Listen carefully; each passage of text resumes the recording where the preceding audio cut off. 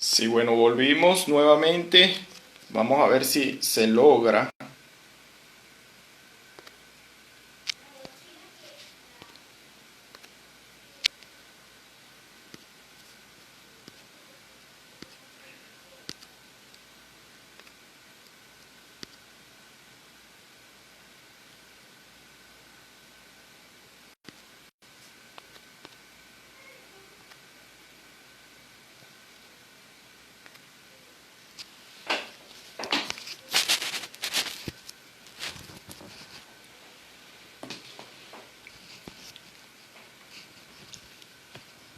Sí, ha sido un poquito imposible conectarse con la cuenta de encontrarte. Vamos a escribirle que estoy conectado.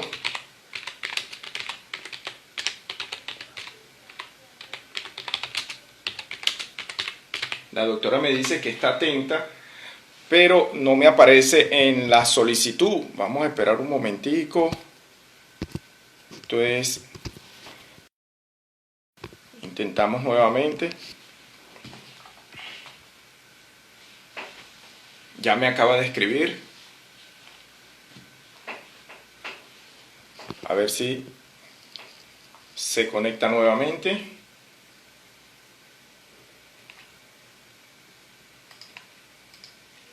Estamos esperando.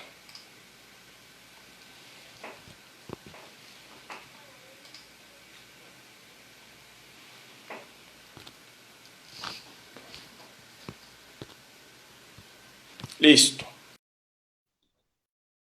Se la acabo de enviar. Conectado en este momento, pero bueno, lamentablemente tuvimos que volver por tarde. Licenciada, ¿cómo está usted? Mil Buenas bendiciones para usted. noches, hola. Muchísimas gracias por la invitación. De verdad que es un placer estar hoy aquí en este live, compartiendo este live con todos.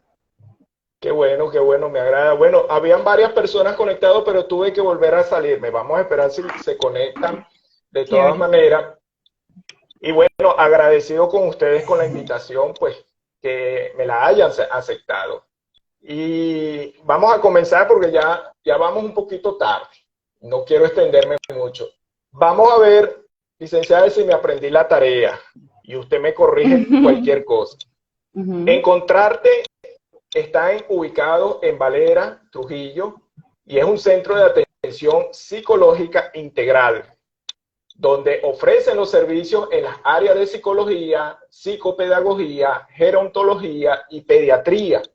Cuenta con un equipo multidisciplinario conformado por psicólogos, médicos, psicopedagogos, gerontólogos y por supuesto están altamente capacitados y comprometidos con la salud integral para las personas de todas las edades.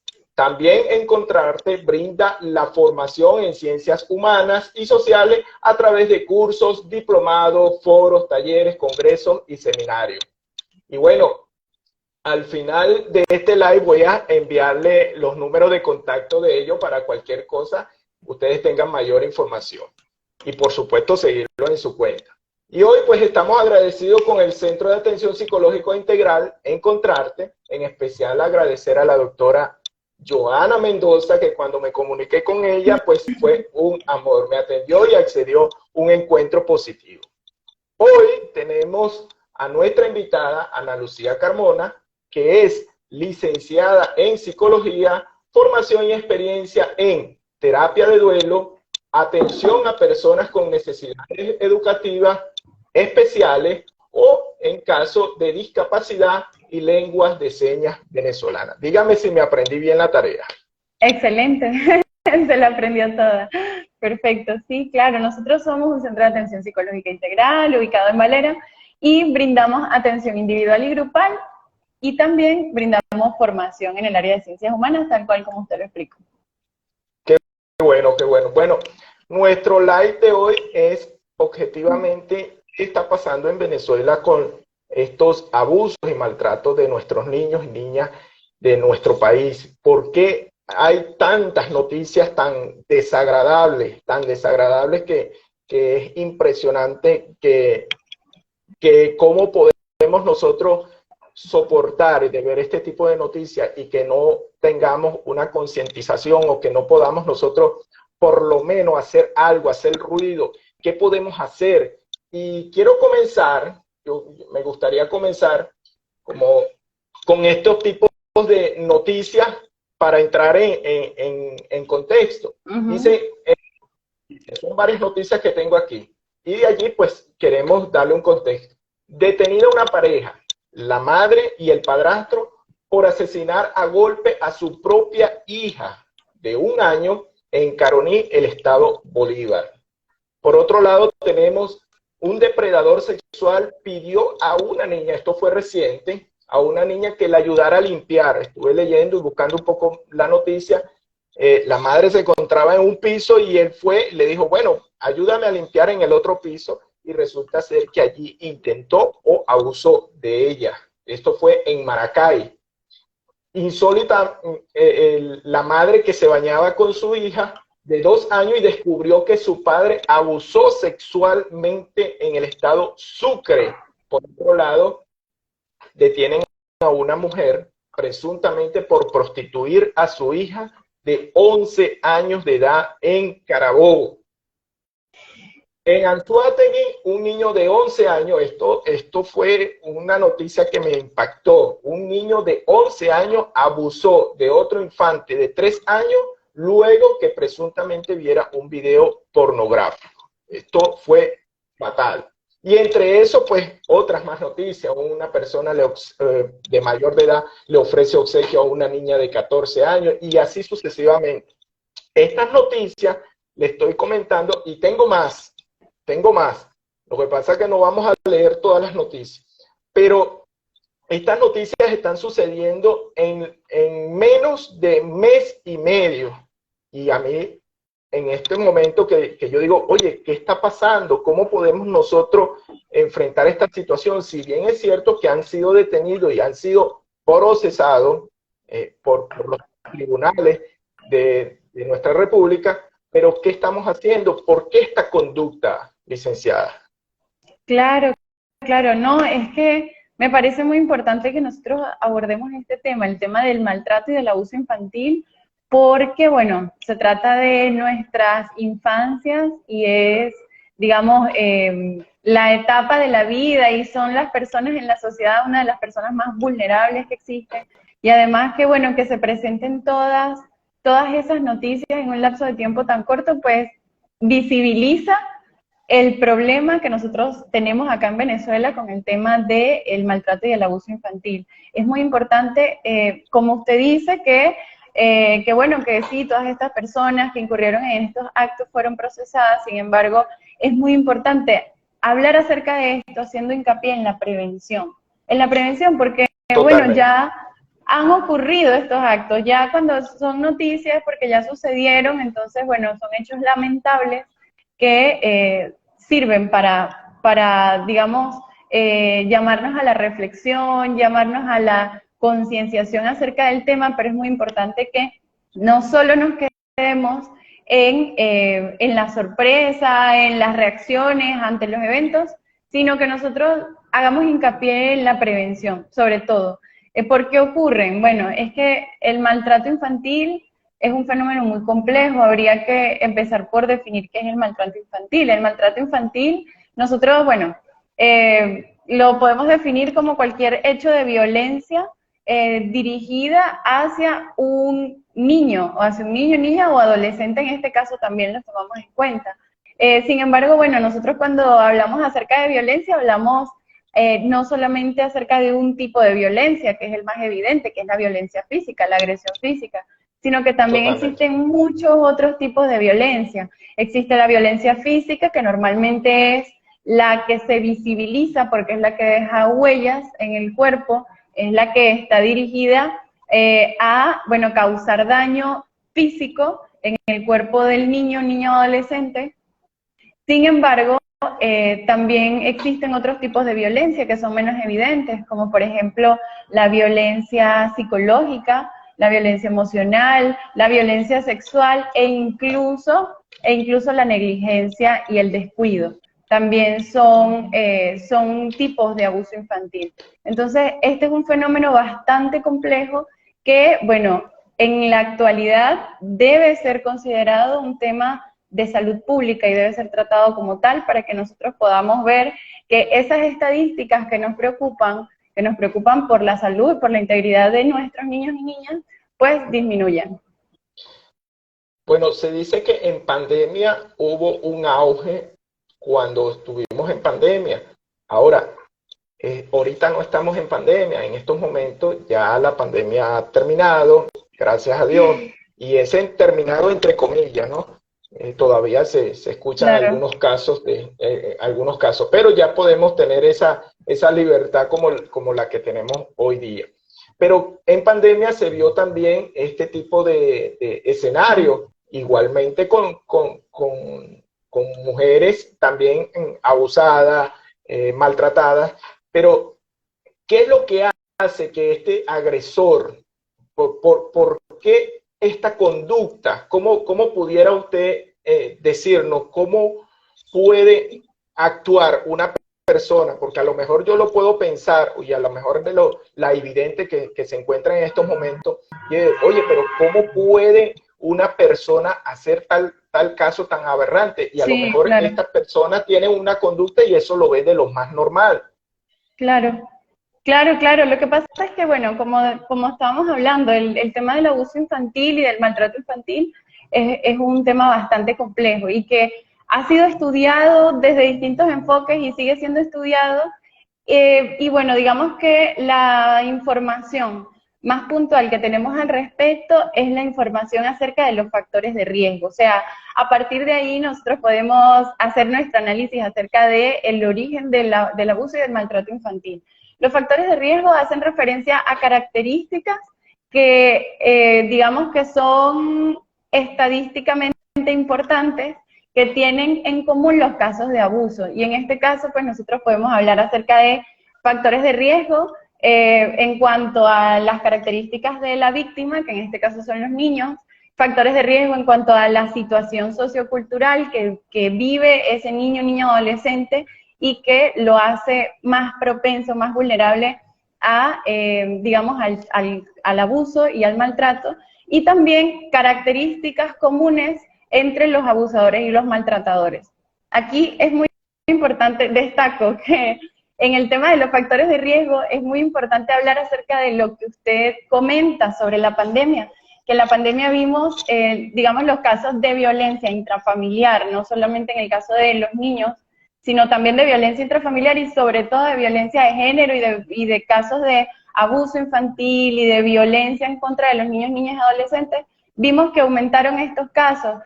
Bueno, esto Sí. considerablemente, y esto entonces es considerado un factor de riesgo. ¿Por qué? Porque, bueno, durante la pandemia, muchos niños y niñas estuvieron solamente en casa, a diferencia de otros momentos en donde los niños pasan muchas veces mucho más tiempo, en vez de estar en casa, pasan más tiempo en las instituciones educativas o en otros lugares. Entonces, este aislamiento social dejó a los niños mucho más vulnerables, digamos, en relación a la presencia de sus abusadores, que en este caso, bueno, hay muchas verdades incómodas acerca del abuso infantil. Nosotros vemos el abuso infantil como, sobre todo en esos momentos en donde el abuso infantil tiene, digamos, resultados fatales, pues que el niño, niña o adolescente fallece o el daño es sumamente grave, como es cuando se visibiliza un abuso sexual en niños y niñas, pero en realidad el abuso infantil está demasiado normalizado en nuestra cultura, en la cultura del venezolano, en este, que es el caso que nos ocupa en este momento. En la cultura del castigo, en la cultura de la represión, en la cultura de la corrección violenta de los niños y niñas en su proceso de crianza. Entonces realmente pues existen, ese factor cultural es un factor importante que hay que tener en cuenta. Pero también existen otros factores de riesgo relacionados con los niños, por ejemplo, siempre son mucho más propensos al abuso los niños y niñas que tienen necesidades educativas especiales, o que por, sí, necesidades educativas especiales, hablemos de condiciones especiales, de Claro, dificultades en claro. el aprendizaje, de características particulares en su desarrollo, entre otras cosas, que los hacen bastante diferentes y que, bueno, se ven mucho más vulnerables, son mucho más vulnerables cuando nosotros hablamos de abuso infantil o de violencia hacia los niños y niñas. También vemos que es un factor de riesgo en cuanto a las estadísticas, vemos que es un factor de riesgo importante el caso de que los niños tengan menos de 4 años. Cuando los niños tienen menos de 4 años son mucho más propensos a sufrir abuso infantil y a sufrir maltratos. Y esto, bueno, es porque... Sí. Y sí, muchas veces esos niños, hay muchos que callan, hay muchos niños que callan y no lo claro, dicen y de repente se escucha comentarios de ya mujeres hechas y derechas con 20 con 30 años comentar lo que le hicieron cuando era una niña y que nunca se lo claro, comentó a sus padres. claro, claro. Ahora, eh, eso puede existir, ¿hay algún tipo de alarma en que los padres o aquellas personas que están bajo ese cuidado o esas personas que cuidan a estos niños, hay unos indicios donde nosotros pudiéramos detectar, epa, este niño está siendo abusado? Por lo menos en el caso, no Claro, sé si usted ha leído el libro de Un grito ignorado, que fue el sí, caso ese es un caso que siempre es específico para los psicólogos y para los abogados. claro, O claro, sea, si nosotros leemos el libro y sabemos el caso de este niño, él mostró eh, indicios de que estaba siendo maltratado y nadie logró ver qué era lo que estaba sucediendo y este caso se sí, hubiese prevenido. Ahora, ¿existe alguna posibilidad de indicios. detectar esta? Sí, Bueno, esa pregunta es muy importante. Esa pregunta es muy importante porque realmente me gustaría destacar que la mayoría de los niños, niñas y adolescentes que sufren abusos o algún tipo de violencia, sea abuso, digamos, el maltrato físico, violencia sexual, psicológica, emocional, la mayoría lo recibe de parte de sus padres o cuidadores, con los que tienen una relación de responsabilidad. Entonces, tremendo. sí, nosotros hablamos, de repente, bueno, hacemos hincapié en nuestra sociedad venezolana en los signos de alerta que nos sirven para identificar cuando un niño, niña o adolescente está siendo abusado.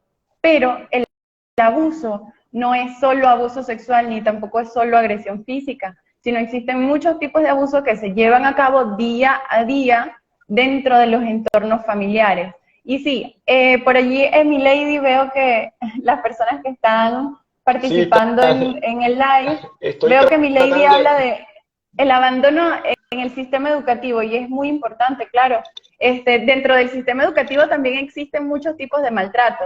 Por ejemplo, la discriminación es un tipo de maltrato que reciben muchas personas con necesidades educativas especiales.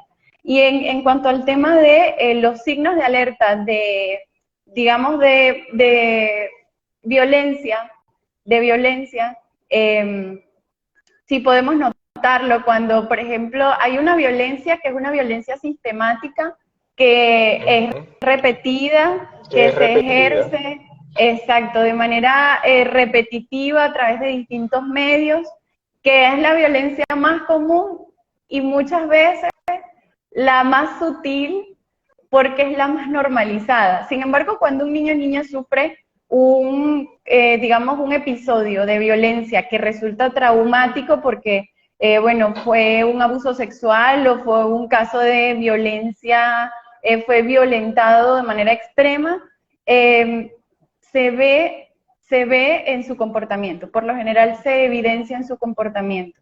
Vemos que en el caso general de todas las personas, cuando son sometidas o cuando son expuestas a hechos de violencia, digamos, muy, muy fuertes, el trauma se ve a través del cambio en su comportamiento. Entonces, allí es bastante importante saber que yo sé que todos los padres les preocupa mucho, o bueno, a la mayoría de los padres les preocupa mucho que sus hijos en algún momento sean violentados por otras Claro, personas. por supuesto. Y claro, es una preocupación y al ver estas noticias en Venezuela, Tremendo. pues esa Eso me preocupación aterra. aumenta. Claro. Mire, Claro, aumenta. licenciada, por aquí Jenny Bastida nos pregunta, buenas noches, una pregunta.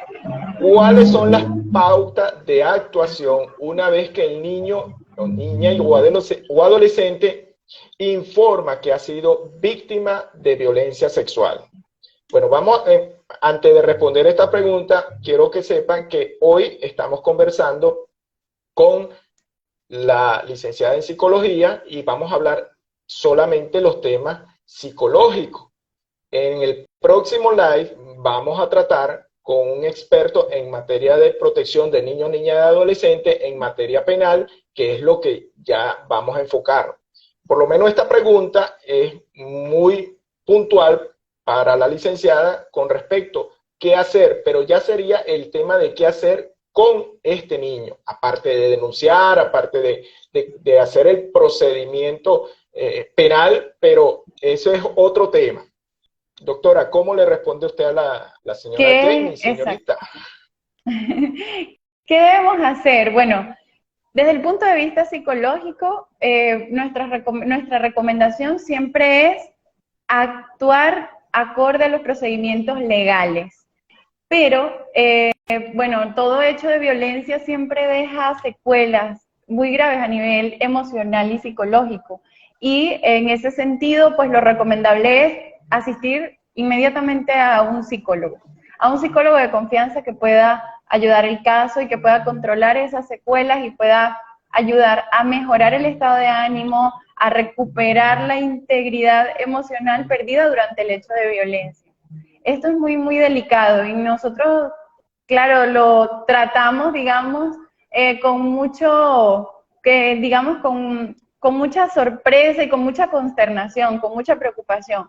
Pero, ¿qué podemos hacer para cambiar esa realidad? Es la verdadera pregunta que debemos hacernos, porque realmente pues muchos padres cuidan bastante a sus hijos y tratan de que el hogar sea un espacio seguro, pero muchas veces fuera de allí pues no es tan seguro como nosotros quisiéramos, o sea, existe Sí, siempre el riesgo de que algo pueda llegar a pasar y eso es preocupante para los padres, entonces nosotros debemos actuar en función de que el mundo, la sociedad en general sea un espacio más seguro para todos. Y lo que está pasando, o sea, el tema del abuso infantil es un tema terrible y es un tema cotidiano, muy común, y es un en menos, reflejo de sí, nosotros como claro, sociedad. en menos de mes y medio, fíjese todas estas cantidades de noticias que nosotros tenemos aquí. Por aquí ya va. Vamos a leer, por aquí siempre ocurre en lo mismo, en el entorno familiar, lo confirma Fensur Barinas. Vamos a ver si Claro, tenemos otra pregunta por aquí. Estigmatización también, menciona Fensur Barinas. Creo también, que claro. se me fue las preguntas. Había otras preguntas por acá, pero no las consigo. Siempre ocurre, ok, vamos a ver. Ah, acaba de volver ahí. Y una pregunta que me Mm, llamó mucho la atención, pero se acaba déjeme ver si la consigo. Pero bueno, entonces estábamos en qué indicio pudiéramos nosotros revisar cuando ocurre este tipo de conducta con los niños. claro. Bueno, nosotros, como les digo, observamos principalmente que la conducta cambia. Muchas veces los niños manifiestan miedo, manifiestan signos de ansiedad, de inquietud y de preocupación y angustia. Notamos también que se desarrollan muchas veces fobias a determinadas actividades, a determinados lugares. El cambio en la conducta es evidente cuando una persona, digamos, atraviesa o es expuesto a la violencia. Y en el Claro, caso de los sí, niños, pues vemos mucho eso, las fobias, los terrores nocturnos, las pesadillas, los cambios en el estilo de apego con los padres. Por ejemplo, hay niños que son muy libres, muy independientes y de un momento a otro sienten miedo de quedarse solos, sienten miedo cuando los padres se van, vemos que generan, que sienten temor, que sienten angustia, que se sienten diferentes, que su rendimiento académico cambia y bueno, muchas veces se nota de esta manera. Por lo tanto, es muy importante destacar que ningún signo de malestar emocional en los niños debe ser subestimado, porque a veces nosotros interpretamos cualquier, digamos, manifestación de malestar de los niños como que no está, qué sé yo, se puso necio, malcriado, sí. o es una tontería que se le va Inclusive, a pasar. y claro, inclusive hay casos donde el niño sucede, mira, dele el beso a su abuelo, acérquese a su abuelo, y el niño no quiere, o sea, no quiere Sí, o no, así no es. se quiere acercar.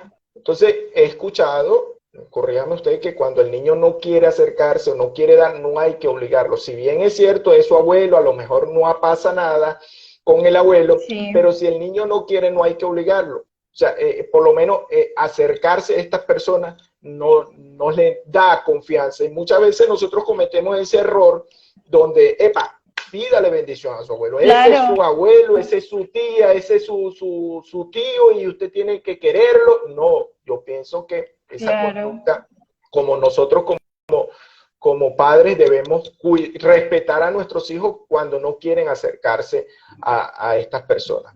Por acá nos Así pregunta, es. ¿qué dibujan los niños abusados? Más o menos, ¿qué pueden dibujar los niños cuando se encuentran abusados? Bueno, esa pregunta nos lleva a hablar acerca de las pruebas que nosotros los psicólogos revisamos, realizamos e interpretamos a la hora de hacerle una evaluación psicológica a un niño por distintas razones. Estas pruebas que son dibujos se llaman pruebas proyectivas, aquí se proyectan como aspectos de la personalidad, de la actividad emocional de las personas y pues, y son sobre todo aspectos inconscientes, así que allí se revelan muchos traumas. Y cuando, bueno, las personas tienen angustia, ansiedad, o también cuando han, digamos, tenido episodios de abuso sexual. Entonces, allí sí es muy difícil responder, no porque los psicólogos guardemos el secreto, sino porque en realidad Cada es caso es complicado, particular. cada caso es muy diferente, además que nosotros no, o sea, en la interpretación del dibujo es siempre una interpretación simbólica, entonces no todos los niños dibujan lo mismo, pero muchas veces sí significan las mismas cosas. Es Claro, complicado. es Pero complicado. sí llama la atención, claro, por ejemplo, ahí el mundo de los niños debe ser el dibujo, en el dibujo deben reflejarse figuras alegres, el mundo debe ser un dibujo, un mundo inocente, un mundo feliz, en donde el niño, pues, el dibujo sea un espacio en donde él despliegue su creatividad, su imaginación, siempre hacia cosas positivas. Ya cuando nosotros Claro, observamos que un niño o una niña dibuja escenarios caóticos o de algo que nosotros observamos como violento, no quiere decir que sea un signo de abuso sexual, pero sí es importante prestarle atención y dirigirse hacia un profesional para ver qué es lo que está pasando. claro. Por acá tenemos otra pregunta. ¿Cómo se debe tratar al paciente que ha sufrido la violencia de la violencia, el cual sintió, de la violencia que sufrió, pues? La violencia que sufrió, bueno, Bueno, desde sí, el la doctora. abordaje Ah, psicológico, claro, ah, nosotros desde el abordaje psicológico, nosotros administramos técnicas y utilizamos técnicas y estrategias específicas psicoterapéuticas para poder manejar los efectos colaterales de estos episodios terribles, pero la verdad es que estas son situaciones que la gente, por la que las personas pasan y que no se pueden borrar de su mente y de su corazón, lamentablemente, pero sí se pueden desarrollar estrategias personales para poder mejorar, digamos, emocionalmente, en cuanto a su salud mental, su salud emocional, su salud social y recuperar un estado de bienestar, pero sí se realiza a través de técnicas psicoterapéuticas especializadas. Claro. Bueno, tenemos muchas preguntas, ya se han conectado varios, creo que Sí. llegaron tarde. Existen pruebas de 137 preguntas para ver tu personalidad o para saber tu coeficiente intelectual. ¿Cómo responder a este test con tantos ítems? Bueno, yo creo que no lleva al caso ahorita de lo que estamos conversando. ¿El niño abusado es rebelde? Pregunta por acá la doctora Carmen Diamo. Bueno, cuando nosotros, como le estábamos comentando, a los niños que han sufrido abuso, no solamente abuso sexual, sino que también han estado expuestos a distintos tipos de violencia, nosotros podemos observarlo, digamos, no todo el tiempo se nota, pero a veces sí en su comportamiento. Vemos un cambio en el comportamiento y puede interpretarse como rebeldía. Por ejemplo, un niño que de un momento a otro empieza a comportarse desafiante, empieza a no hacer caso, entre otras cosas. Pero sí, el cambio en el comportamiento es uno de los primeros indicios cuando se da un caso de abuso. Hay Claro. algo que, digamos, que condiciona estos casos de abuso en nuestra cultura, y digamos que es un hecho que podemos decir que es generalizado, que los niños son una población que es marginada normalmente en nuestra sociedad. Por ejemplo, nosotros vemos que en los espacios de las ciudades hay pocos espacios realmente adaptados de manera que sean amigables con los niños. Y de esta forma nosotros discriminamos, o sea, en este mundo diseñado para los adultos, discriminamos de manera sistemática a los niños y eso hace que digamos que en los entornos familiares, que es donde más se ve la violencia hacia los niños, pues la violencia sea, digamos, un hecho cotidiano. Aquí también entra en juego la formación de los padres y los conocimientos que ellos tengan en materia de desarrollo infantil. Ser padre es complicado, porque ser padre no se trata únicamente de tener el hijo, pues no se trata de traer un hijo al mundo, sino que hay que formarse. Hay que formarlo. Claro, y formarlo para nuestra sociedad.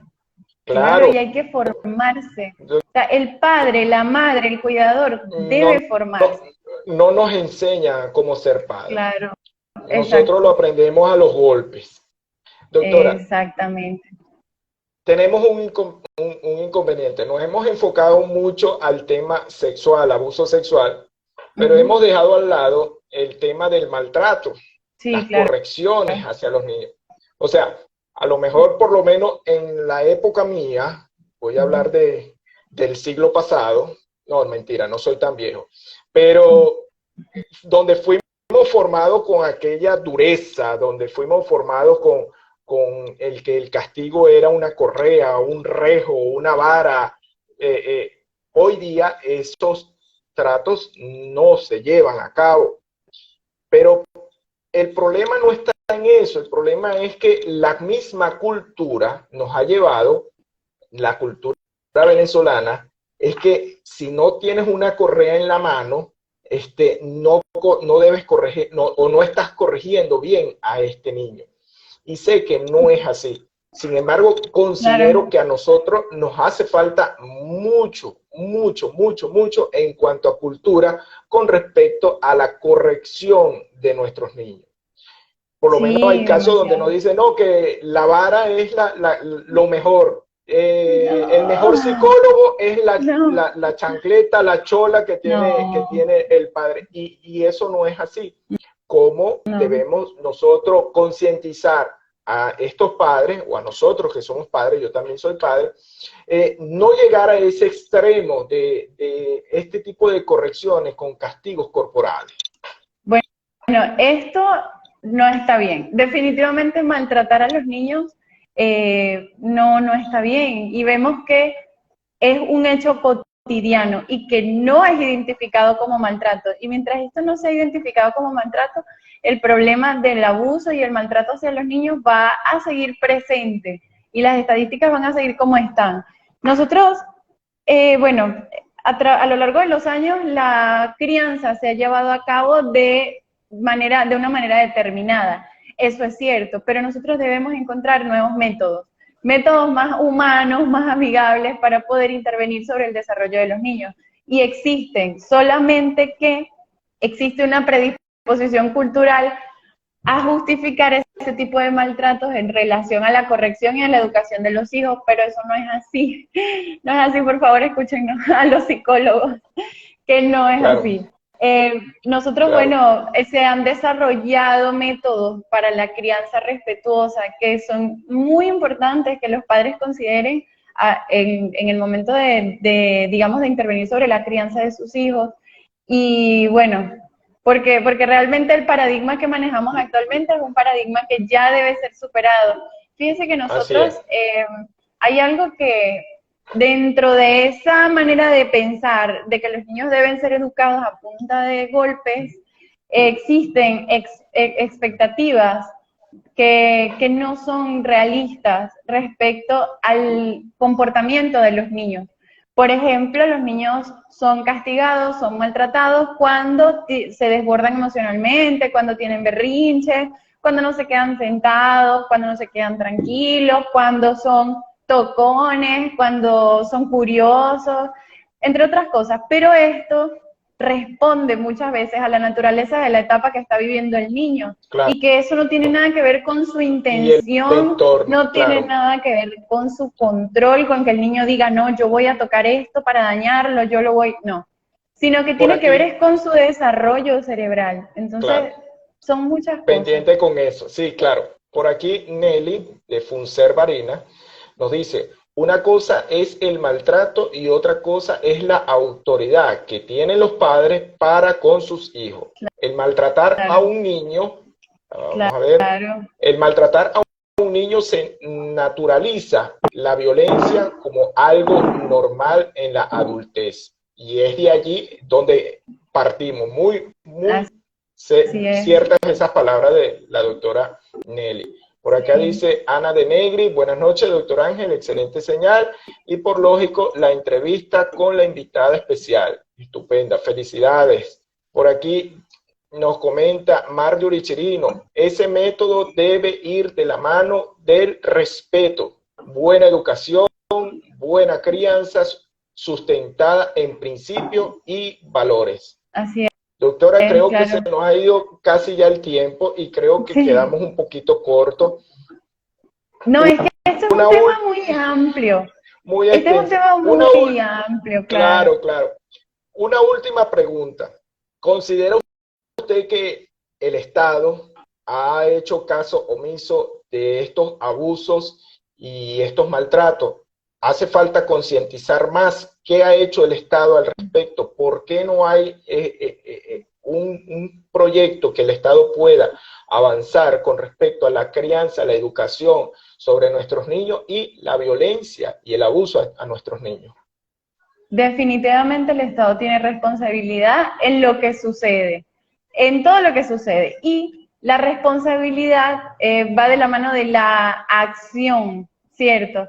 Hay cosas por hacer todavía en relación a este problema, porque es un problema de salud y es un problema de salud pública y de esa forma tiene que ser abordado. O sea, que sea un problema de salud pública quiere decir que debe ser abordado desde las políticas, desde el desarrollo, el diseño de políticas sociales orientadas hacia la prevención de este tipo de fenómenos, hacia el control de los factores de riesgo, y eso es algo que debe llevar a cabo el Estado, pero nosotros también como sociedad, como comunidad, tenemos la responsabilidad de intervenir sobre esta situación. ¿Cómo? Digamos que a través de todos los espacios en donde nosotros nos desarrollamos, desde nuestros espacios familiares, desde nuestros espacios comunitarios, laborales, académicos, llevar a cabo estas campañas de concienciación, mejorar las condiciones de quienes necesitan que mejoren sus condiciones y sobre todo es muy importante formar a los padres, porque recordemos que, bueno, cuando a todos nos escandaliza el maltrato infantil y es algo muy, muy preocupante, pero es importante recordar que cuando los niños son maltratados, principalmente son maltratados por sus padres y sus cuidadores. Entonces, hay que dejar de mirar afuera el enemigo silencioso, misterioso, que quién es, que cuidado, y es mejor mirar hacia adentro, hacia cómo estamos nosotros tratando a nuestros niños, desde las escuelas, desde los espacios familiares, a mis hijos, a mis hijas, cómo se está tratando a mis sobrinos, quién los está cuidando, cómo los está haciendo, cómo se está llevando a cabo la educación. Brindarle asesoría a los padres en este sentido es muy necesario, porque así como usted dice, nadie le dice a los padres cómo ser padres. Entonces, así es, los padres tienen su cultura, repiten patrones de comportamiento que vienen transmitidos de generación en generación, y los padres también son seres humanos que se equivocan y que, bueno, también tienen sus momentos. Entonces, vemos que hay padres que tienen problemas para regular sus emociones, digamos, para controlar la ira. Entonces, esta ira, digamos, las víctimas de esta situación son los niños, niñas y adolescentes de sus hogares. Entonces, hay mucho por hacer en relación al maltrato y al abuso infantil, pero es importantísimo que empecemos por nosotros, por cambiar eso por nosotros, porque eso no es algo que viene de la calle, eso es algo que está en la casa. Así es, totalmente. Por acá nos dice Emilady, doctor Ángel, ¿cuáles son los procedimientos legales ante los entes públicos para la denuncia en niños, niñas y adolescentes? Bueno, eso lo vamos a dejar para el próximo programa con nuestro próximo invitado en materia de protección niño, niña y adolescente en materia penal. Marjorie, por acá creo que se fue. Bueno, Mari, buenas noches. Excelente profesional la licenciada Ana María. El rol de los padres es repetitiva. Aplica lo vivido en su infancia. Debe haber un cambio. Este tema es un problema, dice el doctor Trámite. Bueno, doctora, con todas estas preguntas, vuelvo y le repito, creo que nos quedamos cortos. Esperamos una próxima oportunidad. Este encuentro ha sido espectacular, de verdad. En otros live espero hablar de otros temas. Si ustedes están dispuestos, pues, a aceptar mi invitación y estamos atentos. Las palabras a los live videntes son suyas. Bueno, muchísimas gracias a todos por participar en este en vivo. Espero que sigan participando, que esa intención de, digamos, de formarse en estos temas tan sensibles que nos competen a todos, pues siga fuerte en ustedes, y desde acá siempre estamos a la orden del doctor Ángel y, bueno, y de todos ustedes a través de Encontrarte, y espero que la pasen muy bien, que sigamos abordando estos temas. Así como este, claro, bueno, que es muy extenso, que es muy complejo, hay muchos otros temas que podemos seguir trabajando para la concienciación de todos. Gracias. Así es, así es. Bueno, doctora, muchas gracias. Bueno, amigos, muchas gracias muchas gracias por ver este live. Les recuerdo que este live va a quedar grabado y puede verlo en modo diferido. En este mismo live voy a dejar las cuentas de Encontrarte y, por supuesto, cómo conectarse con ellos. Sigan a encontrarte.psico, ¿no? Sí, encontrarte.psico. Bueno, un abrazo, mil bendiciones y nos vemos el próximo miércoles. Recuerden que nuestro programa son los miércoles a las 7 de la noche. Hoy fue un programa especial, sección porque la licenciada se encuentra trabajando en otros asuntos y no pudo atendernos para el día miércoles, pero gracias por estar con nosotros y tocar este punto. Bueno, sin más nada que agregar, muchas gracias. Bye, bye. Está muy bien, muchas gracias, chao.